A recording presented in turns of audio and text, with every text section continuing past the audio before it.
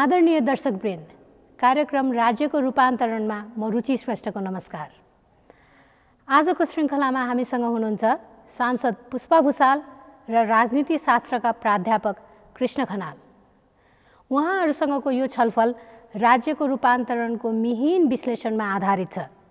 बहसमा साथ दिँदै हुनुहुन्छ किशोर नेपाल।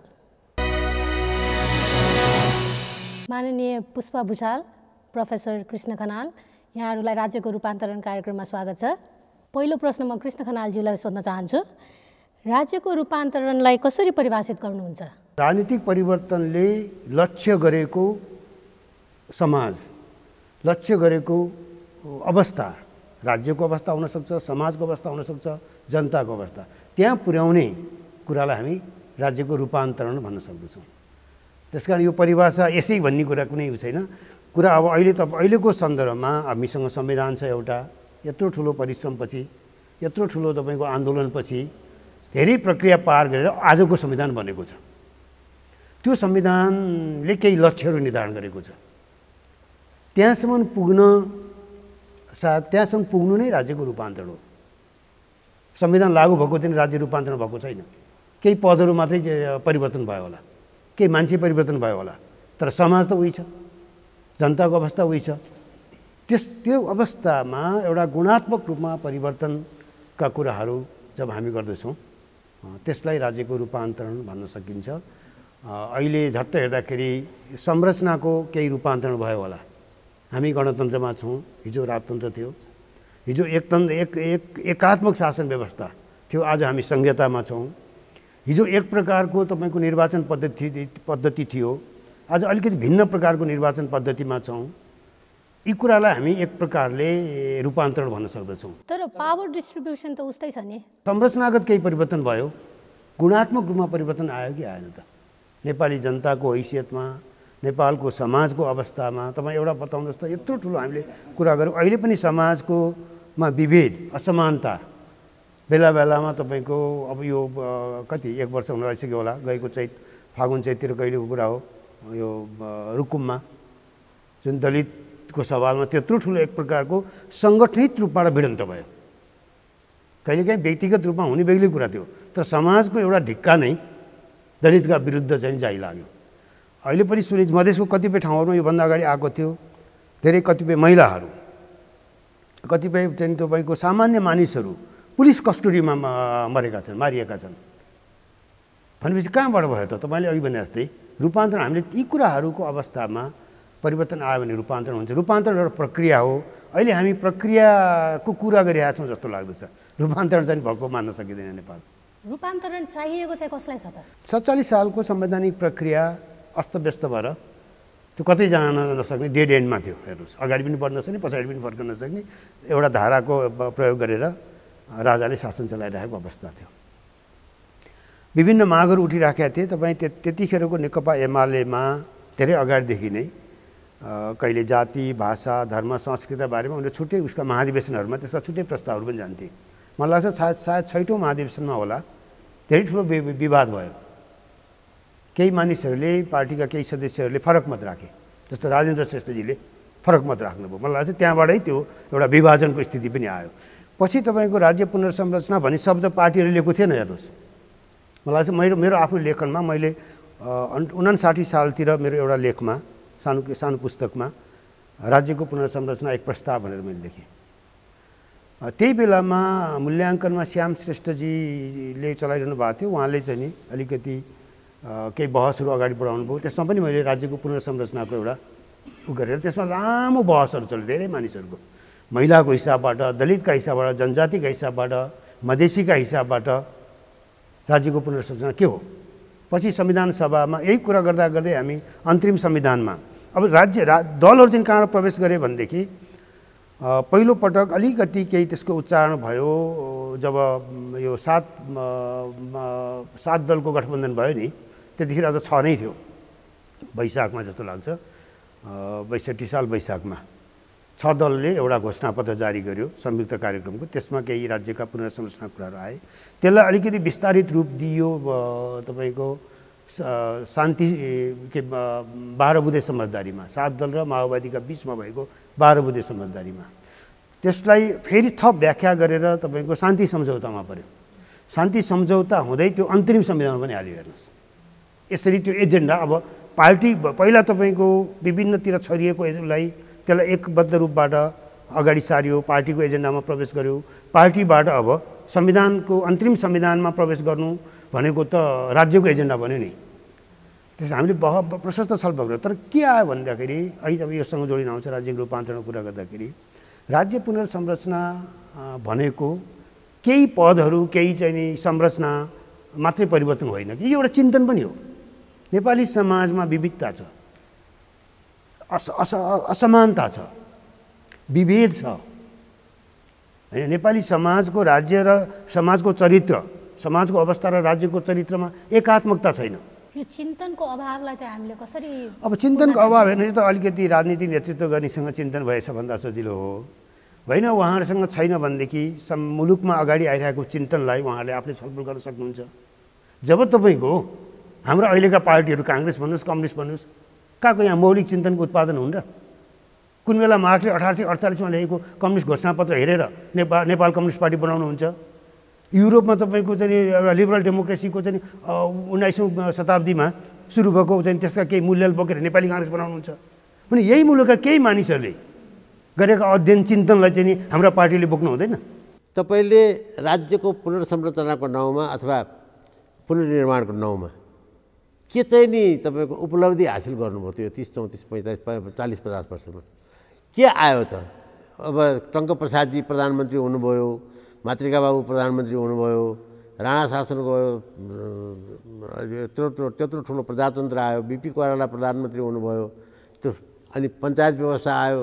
यति ठुलो चाहिँ परिवर्तन गर्छु भनेर राजा महेन्द्र लागे। त्यसपछि फेरि चाहिँ तपाईँको चाहिँ नि 28-29 सालमा हाम्रो पुष्पाजीहरूले चाहिँ ठुलो आन्दोलन गर्नुभयो, विद्यार्थी आन्दोलनहरू। 36 सालमा चाहिँ नि जनमत सङ्ग्रह भयो, 42 सालमा सत्याग्रह भयो, 46-47मा तपाईँको त्यत्रो ठुलो चाहिँ आन्दोलन भयो। हामीले जसलाई बृहत चाहिँ नि तपाईँको चाहिँ आन्दोलन भनेर भन्यौँ। अब 62-63मा त गणतन्त्र नै आयो। आधारभूत परिवर्तन चाहिँ के आयो? तपाईँले कृष्ण खनालले लगाउनु भएको टोपीमा के फरक आयो? ल भन्नु। असाध्यै तपाईँले महत्त्वपूर्ण प्रश्न उठाउनु भयो। हेर्नुहोस्, हामीले राज्यको पुनर्संरचना, राज्यको रूपान्तरण भनेर केवल राजनीतिक मुद्दामा मात्रै सीमित भयौँ। तपाईँले अघि उठाएका जम्मै कुराहरू राजनीतिक परिवर्तनका प्रयत्नहरू थिए। कुनै प्रयत्न सफल भए, कुनै प्रयत्न सफल भएनन्, समय लियो होइन। सफलताको हिसाबबाट 3टा ठुला प्रयत्न हाम्रा सफल भए। 7 सालको प्रयत्न राजनीतिक प्रयत्न सफल भयो। 47 सालको चाहिँ 46 सालको आन्दोलन त्यो एउटा राजनीतिक प्रयत्न सफल भयो। त्यस्तै प्रयत्न 62-63को एउटा प्रयत्न सफल भयो। त्यसपछि तपाईँको अब साँच्चै सही रूपान्तरण, समाजको रूपान्तरण, जनताको अवस्थाको रूपान्तरणमा त कामै भएको छैन। कहाँ काम भएर राजनीतिक परिवर्तनहरू पनि हाम्रो एउटा लिडरसिपले ड्राइभ दिने खालको परिवर्तन भएन कि। 7 सालमा त्यो ड्राइभ बिपी कोइरालामा देखिन्थ्यो, तर बिपी कोइराला त्यो नेतृत्व गर्ने अवसरै मिलेन। मातृका कोइरालासँग त्यो ड्राइभै थिएन, सामाजिक आर्थिक रूपान्तरणको ड्राइभै थिएन, उहाँसँग एजेन्डै थिएन। तपाईँको 46 सालको परिवर्तनपछि अब अन्तरिममा त किशनजी प्रधानमन्त्री हुनुभयो। किशनजी जस्तो मान्छेसँग कुनै चिन्तन थिएन भन्नु त मिल्दैन। तर त्यो चिन्तन अलिकति तपाईँको अब डाक्टर पाण्डे चाहिँ नि अर्थमन्त्री हुन्थ्यो, देवेन्द्रराज पाण्डे। त्यो बेलामा अलिकति केही चाहिँ आर्थिक कुराहरू देखिन्छ। त्यो बेलाको बजेट हेऱ्यो भने केही आर्थिक नीतिहरू हेर्नुहोस्, त्यो त अन्तरिम समय 1 वर्षमा के हुने हो र? चुनाव भयो, चुनाव भइसकेपछि त किशनजी हार्नुभयो। अब गिरिजाप्रसादसँग कति चाहिँ आर्थिक चिन्तन थियो। अब उहाँहरू ठुला नेता बितेर गइसकेका मान्छेमा धेरै कुरा नगरौँ, तर दस्तावेज हेर्दाखेरि 46 सालको आन्दोलनमा नेपाली काङ्ग्रेससँग आर्थिक चिन्तन थिएन, सामाजिक रूपान्तरणको एजेन्डा थिएन। केवल राजनीतिक सत्ता परिवर्तनको मात्रै चाहिँ एजेन्डा देखिन्थ्यो। संसदको पुनर्स्थापना, संसदीय प्रणालीमा फर्कन पाए भयो भन्ने खालको र त्यो संसदीय प्रणालीमा फर्क्यो, सिद्धिहाल्यो। तपाईँ त त्रिभुवन युनिभर्सिटीको प्रोफेसर पनि हुनुहुन्छ होइन। त्यहाँको सिलेबसमा पनि पेपरमा सबै कुराहरू एकदमै राम्रो देखिन्छ, जस्तै हाम्रो यो संविधानमा भएको जस्तै। यो कार्यान्वयन पक्ष चाहिँ किन कमजोर हुने जहिले पनि? तपाईँले बहुत राम्रो प्रश्न उठाउनु भयो। हेर्नुहोस्, अब जस्तो भनौँ एकछिनको लागि विश्वविद्यालयका उहरू सिलेबस मात्रै हेरेर मेरो मूल्याङ्कन हुँदैन। मैले आफूले कति मिहिनेत गर्दछु, मैले कति आफैले अध्ययन गर्दछु, कति अनुसन्धान गर्दछु, कसरी प्रस्तुत हुन्छु, म मेरो विद्यार्थीहरूका बिचमा भन्ने कुरा महत्त्वपूर्ण हुन्छ। त्यसैले संविधान हेरेर मात्रै पुग्दैन, राजनीतिका दस्तावेज मात्रै हेरेर पनि है त मैले दस्तावेजमै छैन भने त के गरी। तर त्यसका बावजुद पनि नेतृत्वमा बस्ने मान्छेको दिमागले काम गरी आउनु पर्दछ नि त। त्यो चिन्तन त्यहाँबाट आउन सक्दछ। हेर्नुहोस्, अब चिन्तन छैन भनौँ भने हामी अहिले यहाँ न्यू लिबरलिजमको कुरा गर्दैछौँ, जबकि हाम्रो संरचनात्मक रूपमा हामी फ्रेन्च रेभोल्युसनकै परिपाटीमा छौँ, फ्रेन्च रिभोल्युसनकै बेलाको। तपाईँले यो पनि गजब राम्रो शब्द उठाउनु भयो। म 62-63 को नेपालको आन्दोलनलाई फ्रान्सको क्रान्तिसँग तुलना गर्थेँ।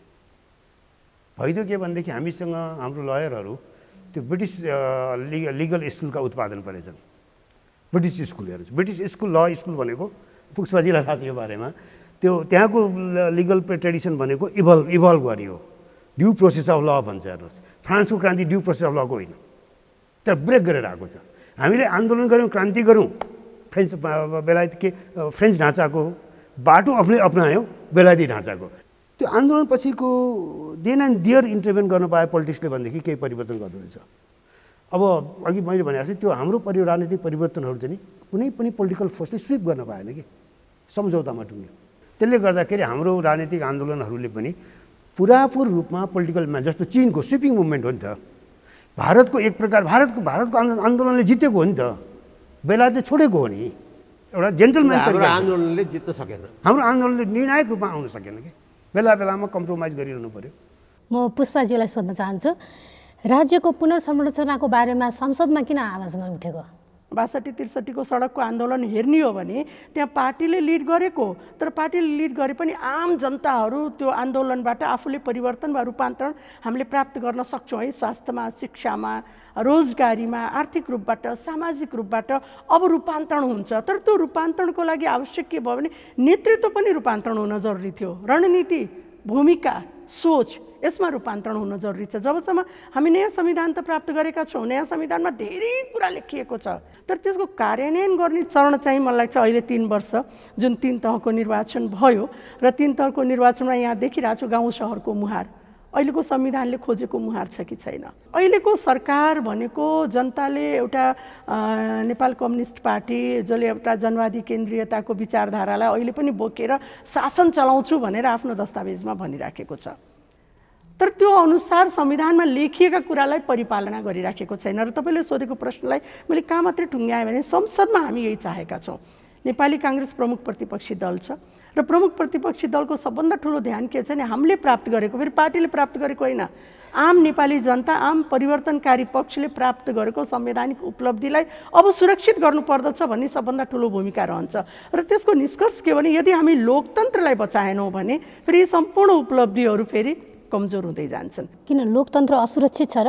अहिले 2.5 वर्षको अनुभव मलाई के लागिराखेको छ भने जुन 3 तहको एउटा संघीयतामा हामी गएर 3 तहलाई अत्यन्त बलियो बनाएका थियौँ, जनताले सार्वभौम भएर 3 तहको सरकार चुनेको, तर जुन किसिमबाट शक्ति चाहिँ स्थानीय निकाय वा प्रदेशमा जुन किसिमबाट जानु पर्दथ्यो त्यो नगएर सबै सेन्ट्रलाइज भयो। अन्त हामीले प्राप्त गरेको उपलब्धि सङ्घीय लोकतान्त्रिक गणतन्त्रको जुन स्पिरिट छ त्यो स्पिरिट अनुसार त सम्पूर्ण शक्ति त फेरि सिंहदरबारले आफैले राख्न खोजेको छ भने यो संविधान कसरी कार्यान्वयन हुन्छ? र यो संविधान कार्यान्वयन भएन भने हाम्रो उपलब्धिहरू कमजोर हुन्छ। उपलब्धिहरू कमजोर हुने बित्तिकै के हुन्छ भने लोकतन्त्र कमजोर हुँदै जान्छ। यत्रो ठुलो जनताको आवाज उठ्दै पनि प्रमुख प्रतिपक्षी दल नेपाली काङ्ग्रेसले जुन प्रकारले चाहिँ नि सरकारले अथवा प्रधानमन्त्रीले संसदलाई एब्रप्टली बन्द गरे, एजेन्डाहरू नै नसिद्धिकन जसरी चाहिँ संसदको अधिवेशन क्लोज गरे, त्यसको प्रोटेस्टमा तपाईँहरूले एउटा झन्डा त उठाउन सक्नु भएन। अहिले तपाईँ यहाँ कुरा गर्नु चाहिँ फेरि त्यही संसदको उपलब्धिको। हामी के भने संसद सबभन्दा सशक्त ठाउँ हो संसद, र संसदमा जसरी प्रधानमन्त्रीले वा सिंहदरबारले सम्पूर्ण सङ्घीयताको विपरीत भनौँ नि कानुन बनाउँदा होस् वा रिसोर्सहरू राखेर होस् वा संवैधानिक आयोगका अङ्गहरूलाई आफ्नो नियन्त्रणमा, प्रधानमन्त्री कार्यालयको नियन्त्रणमा राखेर आफूलाई शक्तिशाली बनाएर संविधानका संवैधानिक अङ्गहरूमाथि नियन्त्रण गर्ने जुन किसिमको भनौँ कामहरू भएको छ त्यसको विरुद्धमा संसदमा आवाज पनि उठाएर मैले स्मरण पनि गराएँ। कतिपय विधेयकहरू तपाईँले गर्नुभयो होला, इन्डिभिजुअल एमपिजहरूले गर्नुभयो होला, तर Nepali Congress as a party अपोजिसनको रूपमा चाहिँ नि हाम्रो एजेन्डा सकिएको छैन, हाम्रो बहस जारी राख्नुपर्छ, यो अधिवेशन तैँले बन्द गर्न पाउँदैनस् भनेर सरकारलाई किन चाहिँ नि दबाब दिनु भएन। उदाहरणको रूपमा मैले एउटा उदाहरण मात्रै दिएँ, जस्तै भनौँ नि विभिन्न महिला विरुद्ध हिंसाका कुराहरू संसदमा उठे वा नवराज विक लगायतका एउटा दलित समुदायमाथिको समाजको दृष्टिकोणहरूका कुरा वा 40% युवाहरूको आर्थिक क्रान्तिका कुराहरू वा महिला विरुद्धका हिंसाका कुराहरू वा संविधानै पालना गर्नुपर्ने कुराहरू संसदमा उठ्दै गर्दाखेरि सरकार आएर जवाब दिन तयार भएन, रुचि राखेन। रुचि नराख्नुको अर्थ के देखिन्छ भने संविधान र कानुनी शासन वा अहिले हामीले प्राप्त गरेको सङ्घीय लोकतान्त्रिक गणतन्त्रको उसले आधार स्तम्भै उसले स्वीकार गर्न तयारको छैन। मेरो बाहिरको अब्जर्भेसनमा दुईवटा कुरा छ हेर्नुहोस्। एउटा संसद सामना गर्ने मानसिकता नै नेपालका नेताहरूमा भएन। जुनसुकै प्रधानमन्त्री हुन्, चाहे अहिलेका प्रधानमन्त्री या हिजोको प्रधानमन्त्री, भरिसके त्यो संसदबाट अलिकति पर भाग्न पाए हुन्थ्यो भन्ने एउटा अनुकूल छन्जेल छ नि तपाईँको। झन्डै वर्ष दिन चलेको अवस्था पनि छ संसद। हेर्नुहोस्, बन्द गर्नु परेन, चुनौती आएपछि बन्द गर्ने होइन, एउटा त्यो देखिन्छ। यो संसद सामना गर्ने मानसिकता त्यो खालको फेसबुक गर्ने हाम्रो संस्कारै बनेन। राजनीतिक नेताहरूको त्यो हैसियत पनि कमजोर भयो। अर्को कुरा, अब जहाँसम्म विपक्षीको कुरा गर्नुहुन्छ भने मैले के देख्छु भने सबभन्दा ठुलो चुनौती, अब उहाँको त आफ्ना बाध्यता छन्, पार्टीको मान्छे हुनुहुन्छ। अहिले नेपाली काङ्ग्रेससँग विपक्षीको त्यो चाहिँ हाइटमा जाने मोरल लेभलै छैन, कमजोर छ। त्यो मोरल लेभल कमजोर भइसकेपछि उहाँहरू 2-4जना सांसदले प्रयत्न गरेर मात्रै पुग्दैन नि त। संसदमा विपक्षी नेताले दिन देर तपाईँको त्यो तत्काल चाहिँ त्यो फोरम लिएर कुरा राख्न सक्नुपर्छ नि त। त्यो त देख्दिनँ म। सङ्ख्यात्मक रूपबाट प्रमुख प्रतिपक्षी दल कम भए पनि एजेन्डाहरू मुद्दाहरू उठाएको छ कि छैन भन्ने प्रश्नहरू अहम हो। किनभने भर्खरै भनियो नि, सरकार जहिले पनि संसदलाई छल्न खोज्छ, किन संसदै यस्तो ठाउँ हो जहाँ एजेन्डाहरूलाई व्यापक रूपबाट उठाउन सक्ने र सरकारले आएर जवाब दिने ठाउँ पनि फेरि संसदै हो। तर जवाब दिन नखोजेको कारणले संसद बन्द गर्ने इच्छा शक्ति राख्ने फेरि सरकार हो। पुष्पाजी, तपाईँको 40 वर्षको यो राजनीतिक यात्रामा पहिलाको युवाहरू र अहिलेको युवाहरूमा के परिवर्तन देख्नुभएको छ? अब विशेष गरी मलाई के लाग्छ भने पहिला अब 36 सालको आन्दोलनको विद्यार्थी आन्दोलनले एउटा सिस्टमको परिवर्तन खोजेको, अहिलेको युवाहरूको इच्छा भनेको फेरि अरू आर्थिक सामाजिक रूपान्तरण पनि हो। त्यही भएर हामीले परिवर्तन र रूपान्तरण दुईवटा विषयवस्तुको रूपमा बहस अगाडि चलाउनुपर्छ भनेका छौँ। अहिले हामी ग्लोबलाइजेसनको कुरा गर्छौँ। अहिले हाम्रो इस्युजहरू, हाम्रो समस्याहरू हामी युरोप र अमेरिकाको समस्यासँग दाँच्छौँ। जसरी तपाईँको यो जेन्डरको कुराहरू भयो होइन, इक्वालिटीको कुराहरू भयो, नारी स्वतन्त्रताको कुराहरू भयो, अधिकारको कुराहरू, यो बिचमा चाहिँ यो हामीले धेरै कम समयमा ठुलो दूरी पार गरेको जस्तो लाग्दैन? तपाईँले भनेको कुरा मलाई एउटा एकदम ठिक के लाग्छ नि, संसारमा एउटा भोटिङ राइटदेखि लिएर आज रिप्रोडक्टिभ राइट होइन, हिजो मताधिकारको अधिकारदेखि लिएर आज प्रजनन अधिकारका कुराहरू एउटा महिला आन्दोलनले उठाएका मुद्दाहरू छन्। तर नेपालमा यो मुद्दाहरू हामी संविधान र कानुनमा प्राप्त गरिसकेका छौँ। तर फड्को चाहिँ मारेको छ संविधानमा, कानुनी दस्तावेजमा हामी फड्को मारेका छौँ। तर अनुभूतिका कुराहरू हुन्छ नि, त्यो अधिकारको अनुभूति, त्यो रूपान्तरणको अनुभूतिका कुराहरू हेर्ने हो भने अहिले पनि त्यो कार्यान्वयनको फेज चाहिँ यो सङ्क्रमणकालीन अवस्थामा चाहिँ रहेको हामी पाइराखेका छौँ। के सर, मलाई के लाग्छ भन्नुलाई भनेदेखि हाम्रो समाज चाहिँ धेरै जेलिएको छ। यो महिला र पुरुषको मामिलामा पनि अब मङ्गलादेवी सिंह अथवा चाहिँ नि अरू महिला नेत्रीहरूले जुन चाहिँ महिला अधिकारको कुरा गर्दै आउनुभएको थियो, त्यही महिला अधिकारको कुराको त्यही सिलसिला आजसम्म 62-63को आन्दोलनसम्म पनि चल्या छ। अहिले पछि आएर केही चाहिँ नि नयाँ एजेन्डाहरू थपिया छन् यसमा।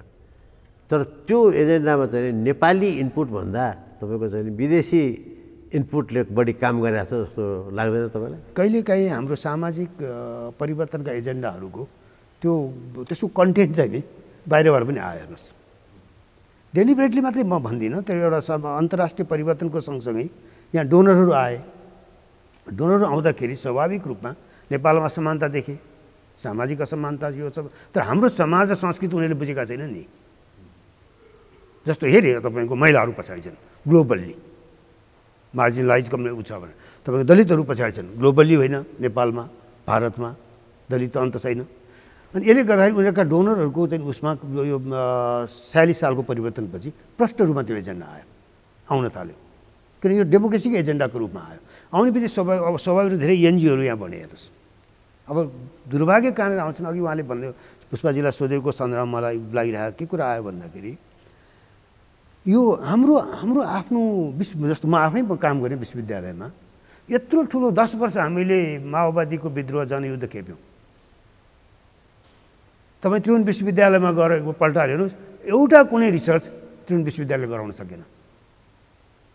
जति भए मैले पनि 2-4 रिपोर्टहरू लेखेँ होला, 2-4 प्रकाशन भयो होला, तपाईँले पनि गर्नुभयो होला। नेपाल राज्यको लगानी कहाँ छ त्यहाँ? हाम्रो नलेज निर्माण हामीले गर्नु पर्दैन? एजेन्डा सेटिङ भन्नु नभएको होइन हामीले। तपाईँ राज्य पुनर्संरचनाको सम्पूर्ण एजेन्डा नेपालभित्रको उत्पादन हो। त्यसलाई फेसिलिटेट गरेर डोनरहरूले कता कता के देखिन्छ भन्दाखेरि त्यो चेतना, त्यो चिन्तन, त्यो खालको एउटा सोचाइ नै हाम्रो चाहिँ नि उसमा जान सकेन। महिला अधिकार, जनजातिको अधिकार, दलितको अधिकारको कुरा गर्नुहुन्छ भने नेपालको संविधानको दाँजोमा हतपति अरू संविधान पाइँदैन होला, त्यति अगाडि छ संविधान। तर कहाँ भयो त दलितको अवस्थामा परिवर्तन? आज पनि तपाईँको पुलिस कस्टडीमा मान्छे मारिरहेको छ। त्यो मारिने कि त महिला परिषद कि त पुलिस दलित परिरहेको छ धेरै जसो हेर्नुहोस्। यी कुराले के भयो भने हामीले त्यो ठाउँमा हामीले परिवर्तन देख्न सकिरहेका छौँ। अब यो ग्लोबलाइजेसन, टेक्नोलोजी, स्मार्ट वर्कको युगमा यो चिन्तनको ह्याबिट चाहिँ कसरी बसाल्छ होला? तपाईँको केही मानिसहरूको चिन्तनमा, लेखनमा त्यो उत्तर आधुनिकता देखियो, तर नेपाली समाज त उत्तर आधुनिक अवस्थामा पुग्न सकेको छैन। त्यसले तपाईँले भनेको कुरा कहाँ रहेछ? अहिले म यसो हेर्छु, कहाँ छ चिन्तन? 2-4 सेन्टेन्सको ट्विट हुन्छ होइन, कतै आफूले लेखेको त्यसमा हालिदिएला, तपाईँले खोजेर हेर्नु हो भने पढ्नु होला डिटेलसँग। अहिले मान्छेसँग समय छैन, 1-2 चाहिँ वर्डहरूमा प्ले गरे। त्यही त त्यो भने त्यो स्मार्टिजम कहाँ देखियो भन्दाखेरि चिन्तनमा होइन, तपाईँको फिङ्गर टिप्समा र दिमागको माथिल्लो सतहमा, तपाईँको टाउको माथिल्लो दिमागको माथिल्लो सतहमा दौडिरहेका कुराहरू। राज्यको रूपमा गजब यो टाइटल, मोस्ट सुटेबल टाइटल भनेर मैले दुई सेन्टेन्स हालिदिएँ। लाइक ऊ के हुन्छ, कसैको कमेन्ट हुन्छ भने समाज यसरी चाहिँ उ गइरहेको छ अलिकति यो। तर यसो भन्दैमा फेरि यसलाई म नकारात्मक रूपमा लिन्न, यतिमा सीमित हुनु हुँदैन। पुष्पाजीले भन्नुहोस् त, वास्तवमा रूपान्तरण जुन हिसाबले हुनुपर्ने हो नेपाली समाजको, त्यसमा हामी धेरै चुकिसकेका छैनौँ, धेरै ढिलो भइसकेका छैन हामीलाई। अब परिवर्तनलाई अनुभूति गर्ने प्रक्रिया चाहिँ रूपान्तरण नै हो। जुन परिवर्तनको लागि यत्रो आन्दोलन भयो नेपालमा, र त्यो परिवर्तन एउटा सिस्टम, संविधान, कानुनबाट प्राप्त भयो, तर त्यसको अनुभूति गर्न नसकेको कारणले अहिले अझै रूपान्तरणको खाँचो भएको देखिन्छ। जस्तो भनौँ नि, शिक्षाको क्षेत्रमा, स्वास्थ्यको क्षेत्रमा, रोजगारको क्षेत्रमा, अब अरू सामाजिक मुद्दाका कुराहरू, विभेद, असमानता, बेरोजगारी, गरिबीका कुराहरू, यी सम्पूर्ण कुराहरू त समाजलाई रूपान्तरण गर्ने कुरा हो, जसले गर्दा एउटा ग्रासरुट लेभलको तल्लो तहको पब्लिकले पनि मुलुकमा यत्रो ठुलो परिवर्तन भएको छ भनेर उसले अनुभूति गर्न सकोस्।